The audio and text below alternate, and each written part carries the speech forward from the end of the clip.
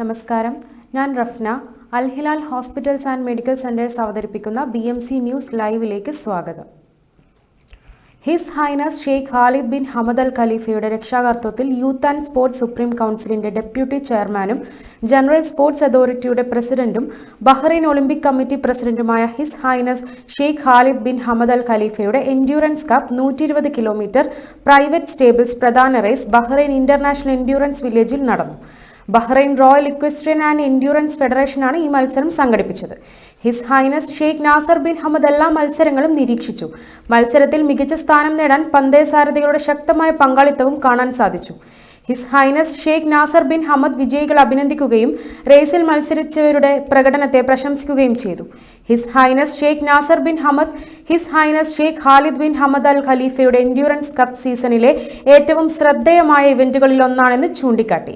പ്രാദേശികവും അന്താരാഷ്ട്രവുമായ മത്സരങ്ങളിൽ ഉണ്ടായ ഉയർന്ന നിലയിലുള്ള പങ്കാളിത്തവും മത്സരത്തിൽ ഉണ്ടായിരുന്നു. എൻഡ്യൂറൻസ് സ്പോർട്സിന് his highness Sheikh Khalid bin Hamad നൽകുന്ന പിന്തുണയെ അദ്ദേഹം അഭിനന്ദിച്ചു. ഇത് ഈ കായിക രംഗം മെച്ചപ്പെടുത്തുന്നതിനും അന്താരാഷ്ട്ര തലത്തിൽ വിജയങ്ങൾ നേടുന്നതിനും പ്രധാനമായ പങ്കുവഹിച്ചു. BREEF secretary general Ghalib Al Alawi, BREEF assistant secretary ജനറലും റോയൽ എൻഡ്യൂറൻസ് ടീം ഡയറക്ടറുമായ ഡോക്ടർ ഖാലിദ് അഹമ്മദ് ഹസൻ എന്നിവരുടെ സാന്നിധ്യത്തിൽ വിജയികളെ ആദരിച്ചു. RM സ്റ്റേബിൾസിൽ നിന്നുള്ള ഹമദ് അൽ ജനാഹി ആദ്യ സ്ഥാനം നേടി. അൽ അജിയൽ സ്റ്റേബിൾസിൽ നിന്നുള്ള ഹമദ് ഇസ്മായിൽ അൽ ബലൂഷി 2ാം സ്ഥാനം നേടി. അൽ അസൈൽ സ്റ്റേബിൾസിൽ നിന്നുള്ള ഖലീഫ ഖാലിദ് 3ാം സ്ഥാനം കരസ്ഥമാക്കി.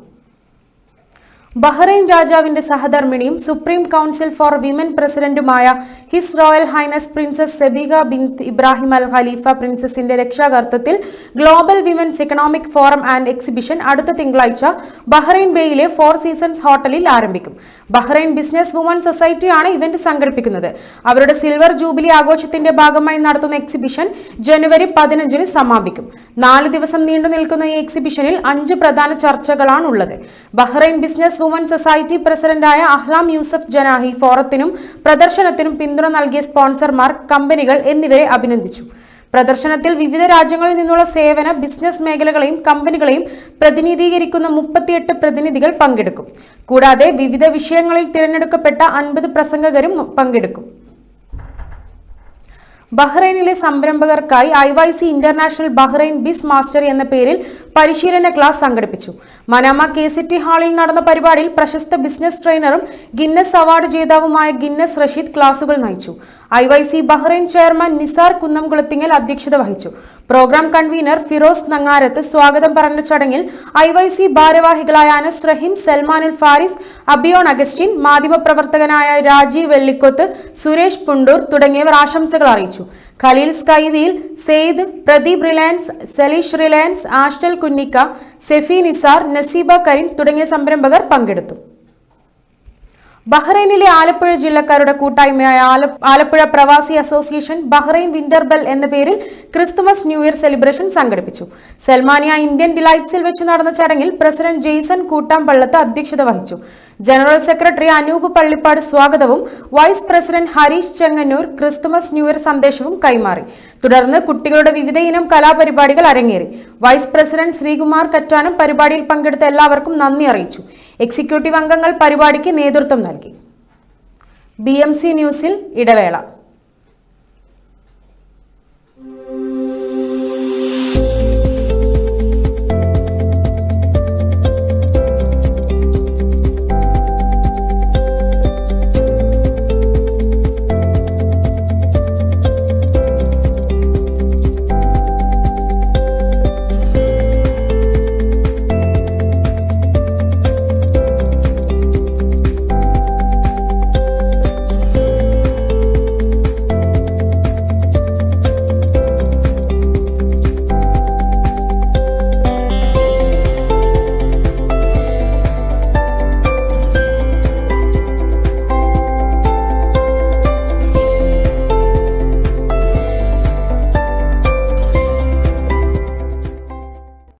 Our skin is the mirror of our soul.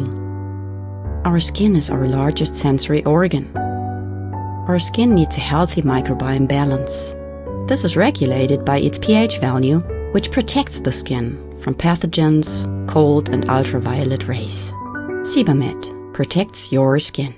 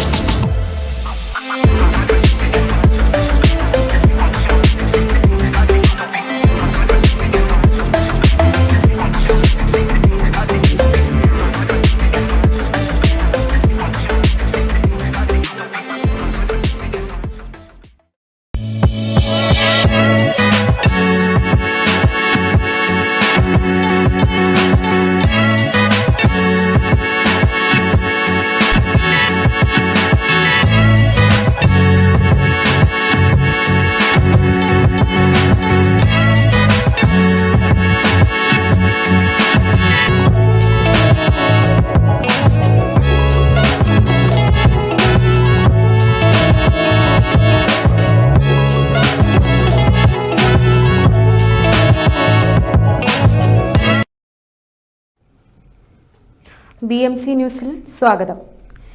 Indian school ഈ വർഷം അതിന്റെ ഉജ്ജ്വലമായ 75ാം വാർഷികം ആഘോഷിക്കാൻ ഒരുങ്ങുന്നു. ആഘോഷങ്ങളുടെ ഭാഗമായി സ്കൂളിന്റെ സമ്പന്നമായ ചരിത്രം, നേട്ടങ്ങൾ, സാമൂഹ്യ പ്രതിബദ്ധത തുടങ്ങിയവ വിളിച്ചോതുന്ന നിരവധി പരിപാടികൾ നടക്കും. ഇന്ന് നടന്ന പത്രസമ്മേളനത്തിലാണ് ഈ സ്കൂൾ അധികൃതർ ആഘോഷ വിശദാംശങ്ങൾ പ്രഖ്യാപിച്ചത്. ഈ ചരിത്രപ്രധാനമായ പരിപാടിയുടെ ഉദ്ഘാടന ചടങ്ങ് ജനുവരി 23 വ്യാഴാഴ്ച സ്കൂളിന്റെ ഇസ ടൗൺ ക്യാമ്പസിൽ നടക്കും. അന്ന് പ്ലാറ്റിനം ജൂബിലി ലോഗോ അനാച്ഛാദനം ചെയ്യും. ആഘോഷങ്ങളുടെ ഭാഗമായി രാജ്യത്തിന്റെ സാംസ്കാരിക വൈവിധ്യത്തെ പ്രതിഫലിപ്പിക്കുന്ന വിവിധ ഇന്ത്യൻ സംസ്ഥാനങ്ങളിൽ നിന്നുള്ള കലാരൂപങ്ങൾ വിദ്യാർത്ഥികൾ പ്രദർശിപ്പിക്കുമെന്ന് Indian school chairman advocate Binu Mannil Varghese പറഞ്ഞു. ആഘോഷങ്ങളുടെ പ്രധാന ആകർഷങ്ങളിലൊന്ന് അലേക് പെയിന്റിംഗ് മത്സരമായിരിക്കും. ഇത് ഇസ ടൗൺ ക്യാമ്പസിൽ നടക്കും. ക്വിസ് മത്സരങ്ങൾ, വിദ്യാർത്ഥികൾക്കും അധ്യാപകർക്കും രക്ഷിതാക്കൾക്കും വേണ്ടിയുള്ള ഇന്റർ സ്കൂൾ മത്സരങ്ങൾ, ടീം വർക്ക് വളർത്തുന്നതിനും മാതാപിതാക്കളുടെ സജീവ പങ്കാളിത്തം പ്രോത്സാഹിപ്പിക്കുന്നതിനും ലക്ഷ്യമിട്ടുള്ള കമ്മ്യൂണിറ്റി സ്പോർട്സ് ഇവന്റുകൾ എന്നിവയാണ് മറ്റു പരിപാടികൾ. ഈ വർഷത്തെ ഏറ്റവും പ്രതീക്ഷയോടെ കാത്തിരിക്കുന്ന കാഴ്ചകളിലൊന്ന് നാഷണൽ സ്റ്റേഡിയത്തിൽ നടക്കുന്ന റെക്കോർഡ് നൃത്ത പ്രകടനമായിരിക്കും. സ്കൂളും അതിന്റെ പൂർവ്വ വിദ്യാർത്ഥികളും തമ്മിലുള്ള ബന്ധം ശക്തിപ്പെടുത്തുന്നതിനായി ഒരു ആഗോള പൂർവ്വ വിദ്യാർത്ഥി സംഗമം സംഘടിപ്പിക്കും. ഗൂഗിൾ ഫോം വഴി രജിസ്റ്റർ ചെയ്യാൻ പൂർവ്വ വിദ്യാർത്ഥികളെ ക്ഷണിക്കും. ആഘോഷങ്ങളുടെ ഭാഗമായി ഇസ ടൗൺ ക്യാമ്പസിലെ പുതിയ അടിസ്ഥാന സൗകര്യ വികസന പദ്ധതികൾ ആസൂത്രണം ചെയ്യും. അടുത്ത ആഴ്ച പ്ലാറ്റിനം ജൂബിലി ആഘോഷങ്ങൾ ആരംഭിക്കാനിരിക്കെ വളർച്ചയ്ക്കും മികവിനും പുതിയ വഴികൾ സൃഷ്ടിക്കുന്നതിനൊപ്പം സ്കൂളിന്റെ സമ്പന്നമായ പാരമ്പര്യത്തെ ആദരിക്കുന്ന പരിപാടികൾക്കായി ഇന്ത്യൻ സ്കൂൾ ഒരുങ്ങുകയാണ്. ഭാവഗായകൻ പി ജയചന്ദ്രന്റെ നിര്യാണത്തിൽ കേരള മാപ്പിള കലാ അക്കാദമി ബഹ്റൈൻ ചാപ്റ്റർ അനുശോചിച്ചു. KMCC ഹാളിൽ നടന്ന യോഗം അക്കാദമി മുഖ്യ രക്ഷാധികാരി ഷംസുദ്ദീൻ വെള്ളിക്കുളങ്ങര ഉദ്ഘാടനം ചെയ്തു. Academy president Abdul Salam, AP secretary Ashraf Kunnathuparambil, Zubair Atholi, Siddi Karipur, Muhsin മൂപ്പൻ, വാഹിദ് ബിയാത്തിൽ എന്നിവർ സംസാരിച്ചു. ബഹിരാകാശത്ത് ഉപഗ്രഹങ്ങളെ കൂട്ടിച്ചേർക്കുന്ന സ്പെഡെക്സ് ദൗത്യത്തിന്റെ അവസാന ഘട്ടം വൈകും. ട്രയൽ പൂർത്തിയാക്കിയെന്ന് ISRO അറിയിച്ചു. ഉപഗ്രഹങ്ങൾ തമ്മിലുള്ള അകലം 3 മീറ്ററിൽ എത്തിച്ച ശേഷം വീണ്ടും കൂട്ടി. വിവരങ്ങൾ വിലയിരുത്തിയ ശേഷം അടുത്ത ഘട്ടം പൂർത്തിയാക്കും.